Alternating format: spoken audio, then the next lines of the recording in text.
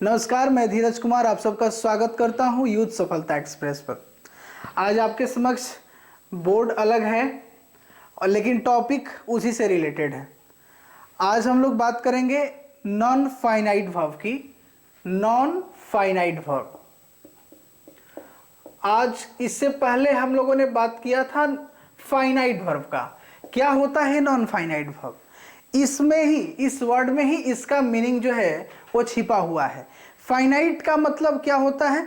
किसी के द्वारा उसको निश्चित करना, लिमिट में रखना। लेकिन जो अनलिमिटेड हो, जो किसी के अंतर्गत ना आए, जो किसी के अनुसार न बदले, उस प्रकार के वर्ब को क्या बोलते हैं? तो उस प्रकार के वर्ब को हम लोग नॉन फाइनाइट वर्ब बोलते हैं, जिसको फाइनाइट नहीं किया जा सके। जैसे कि पहले एक दो उदाहरण देख लेते हैं। Example, I play, I go to play, she goes to play. अब यहां पर देखा जाए, ये सब्जेक्ट आई है और ये सब्जेक्ट सी है, और ये दोनों का दोनों जो सेंटेंस है वह हमारा प्रेजेंट इंडिफिनिट में है। और इसमें एक वर्ब गो है और इसमें एक वर्ब प्ले है। इसमें वर्ब गोज लग गया है और इसमें वर्ब प्ले है। तो देखा जाए, ये भी वर्ब है और ये भी वर्ब है, लेकिन ये सब्जेक्ट आई था तो ये वर्ब गो लगा और प्ले का प्ले रहा।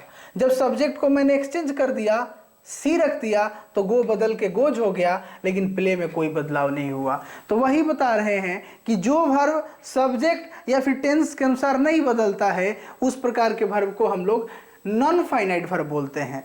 इन सभी चीज़ों के बारे में हम लोगों ने पहले ही बात कर लिया है। अभी आज हम लोग उसके काइंड्स के बारे में बात करेंगे। मेनली नॉन फाइनाइट के 3 काइंड्स होते हैं। एक इन्फिनिटिव, दूसरा जीरंड और तीसरा पार्टिसिपल होता है। तो आइए सबसे पहला इन्फिनिटिव की बात कर लिया जाए। पहला है हमारा इन्फिनिटिव। इन्फिनिटिव को फाइंड आउट करने के लिए पहले आपको हमेशा एक चीज बड़ा कॉशियस होकर के समझना पड़ेगा और देखना पड़ेगा। आज इस वीडियो को देखिए और प्रयास कीजिए कि आज के बाद यदि आपके पास नॉन फाइनाइट का एक भी क्वेश्चन हो या नॉन फाइनाइट वर्ब से रिलेटेड कुछ भी ज्ञान हो, जानकारी हो, आपको प्राप्त हो सके और आप किसी को बता सकें, तो कृपया करके एकदम पूरे मजे के साथ बैठिए और इसे समझने का प्रयास करिए। इन्फिनिटिव क्या होता है?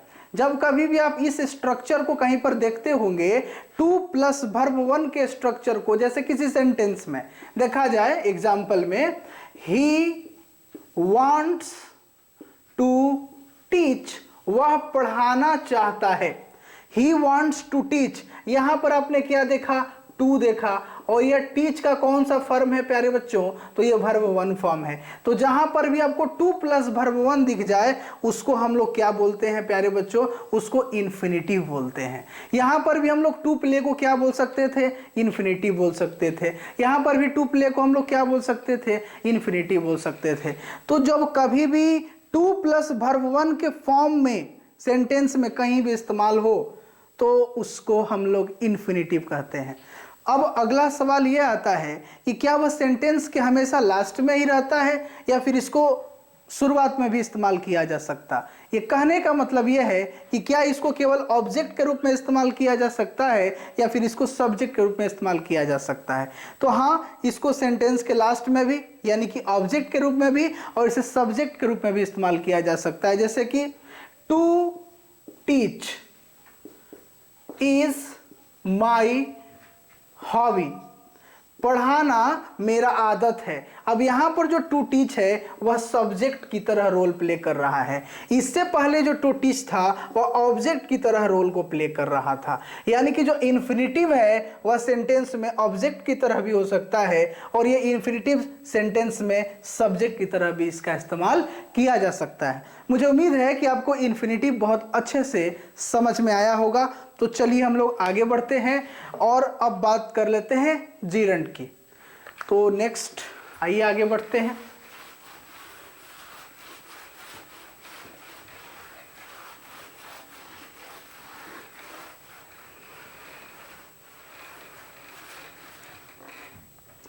तो सेकेंड है हमारा जीरंड, नॉन फाइनाइट का जो सेकेंड काइंड है वो जीरंड है। जीरंड हमेशा कौन से फॉर्म में होता है? तो ये हमेशा वर्ब 1 प्लस ing के फॉर्म में होता है। क्या? जैसे कि रीड है, रीड है, इसमें जब हम ing जोड़ दिए तो ये क्या हो गया? रीडिंग हो गया। तो जो वर्ब में ing का फॉर्म लग जाए वो जेरंड हो सकता है, वह जेरंड होगा। रीडिंग हो गया, गोइंग हो गया, प्लेइंग हो गया, इस तरह से न जाने बहुत सारे वर्ड हैं जिस वर्ब में ing का फॉर्म लगा दीजिएगा वो सभी के सभी जो वर्ब होंगे वह जेरंड कहलाएंगे।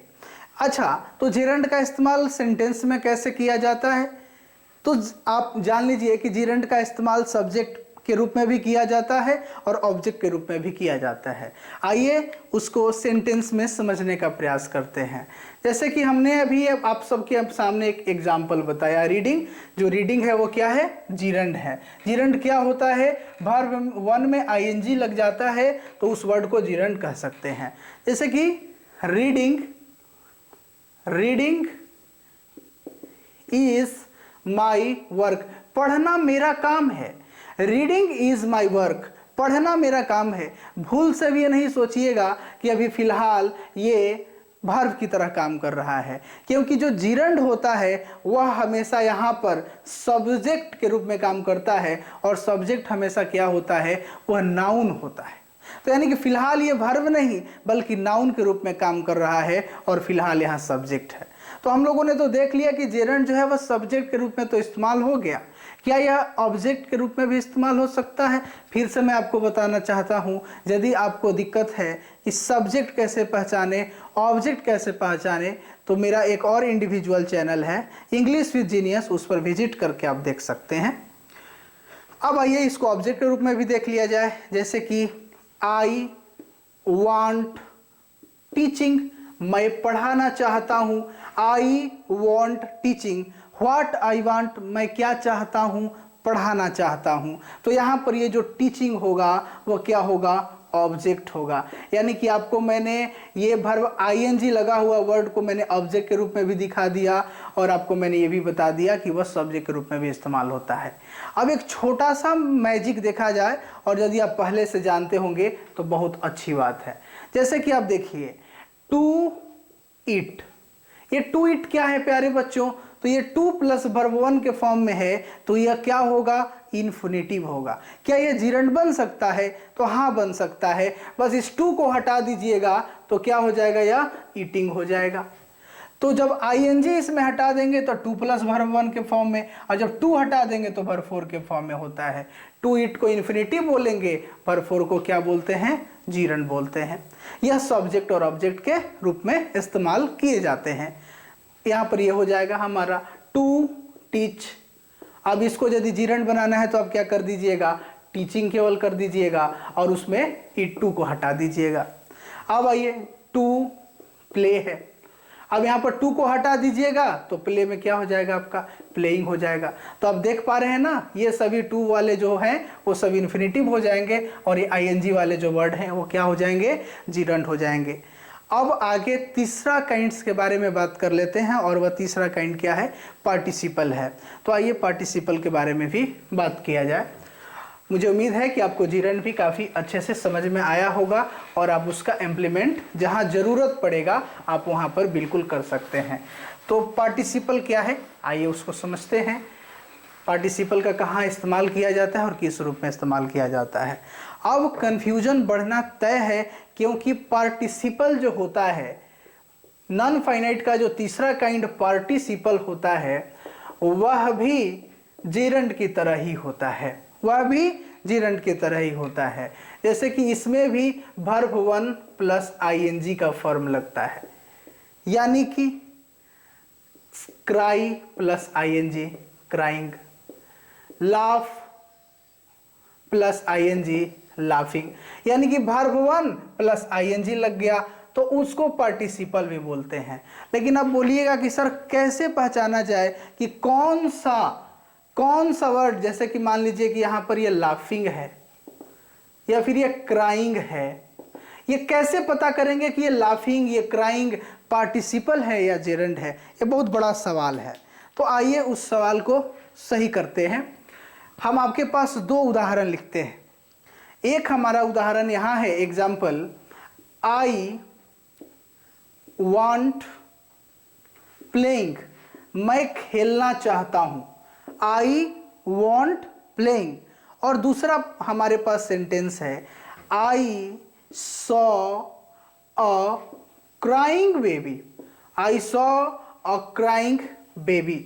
अब आप थोड़ा समझदार होंगे तो सेंटेंस में आप डिफरेंस को समझ गए होंगे। देखिए ना, यहाँ पर आई वांट प्लेइंग है, सब्जेक्ट आई है, वांट वर्ब है और प्लेइंग फिलहाल ऑब्जेक्ट के रूप में काम कर रहा है। प्लेइंग फिलहाल ऑब्जेक्ट के रूप में काम कर रहा है। प्लेइंग फिलहाल ऑब्जेक्ट के रूप में काम कर रहा है। आप मेरे बात को समझ पा रहे हो? यदि आप पीछे व्हाट लगा करके क्वेश्चन करोगे, व्हाट आई वांट, मैं क्या चाहता हूं, खेलना चाहता हूं। मैं क्या चाहता हूं, खेलना चाहता हूं, यानी कि हमें प्लेइंग ऑब्जेक्ट के रूप में इसमें इस्तेमाल लग रहा है। तो अभी मैं फिर से बता दूं, सेंटेंस में सब्जेक्ट और ऑब्जेक्ट के रूप में यदि वर्ब आईएनजी वाले वर्ब का इस्तेमाल हो जाए वह जीरंड होता है। अब आइए दूसरा देखते हैं। I saw a crying baby, मैंने रोते हुए बच्चे को देखा। I saw a crying baby, मैंने एक रोते हुए बच्चे को देखा। कैसे बच्चे को देखा? रोते हुए बच्चे को देखा। एक उदाहरण और देखिए तो आप इसको और अच्छे से समझ जाइएगा। I saw a good boy, मैं एक अच्छे लड़के को देखा। तो प्यारे बच्चों देखो, बॉय क्या है? हमारा नाउन है, और नाउन के पहले किसका इस्तेमाल होता है? एडजेक्टिव का इस्तेमाल होता है। नाउन से पहले किसका इस्तेमाल होता है? एडजेक्टिव का इस्तेमाल होता है। और इसमें भी बेबी जो है वो नाउन है, तो इसके पहले किसका इस्तेमाल होगा? एडजेक्टिव का। यानी कि फिलहाल ये जो क्राइंग वर्ड है वह एडजेक्टिव के रूप में काम कर रहा है।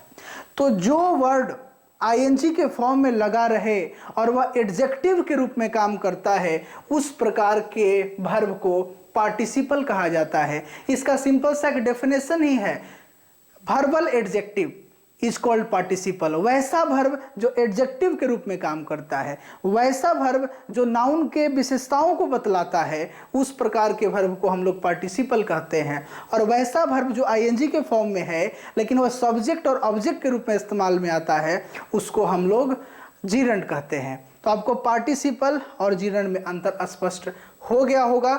बार बार इस वीडियो को पीछे ले जाकर के देखिएगा तो आपको और अच्छे से समझ में आया होगा।